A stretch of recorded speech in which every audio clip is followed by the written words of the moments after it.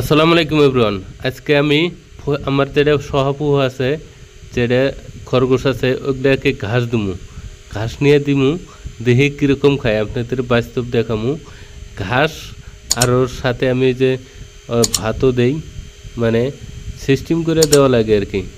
ভাত দিই আমি রাত্রেবেলাও আর সকালবেলাও, আর ঘাসটা এমনি আমি বস্তার উপরে পেরে দিই। ঘাস দিয়ে হেরে দেখেন এরকম বস্তার উপরে যদি দেই, ঘাসগুলা কি সুন্দর করে খায়। এই ফুটকার ছোট ছোট বাচ্চাগুলাও ঘাস খাওয়া শিখছে, দেখেন কত সুন্দর করে খাইতেছে। আমি এখন ঘরের ভিতরে আসলাম, ঘাস শেষ হয়ে আছে, দেখেন এই যে ঘাসটা দিলাম, দেখেন কত সুন্দর করে ঘাসগুলা খাইতেছে।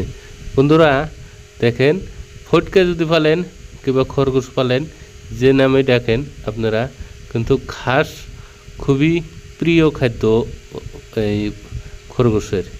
ঘাস দিলে আদা আর অন্য বাহিরে আদার যদি আপনি নাও দেন, তাও কিন্তু ঘাস খেয়ে বাঁচে। বন্ধুরা যদি আপনি খরগোশ যদি পালতে চান, ঘাসের ব্যবস্থা রাখা লাগবো।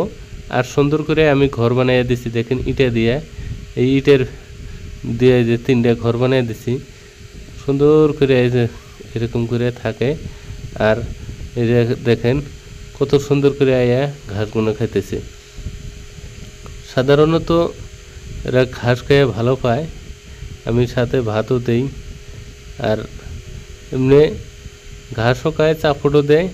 কিংবা সবজির জাত লেতরা যদি আপনি বাড়িতে যদি কাঁচা সবজি জাত আনেন, ওগুলা যদি দেন, ওগুলাও খায়।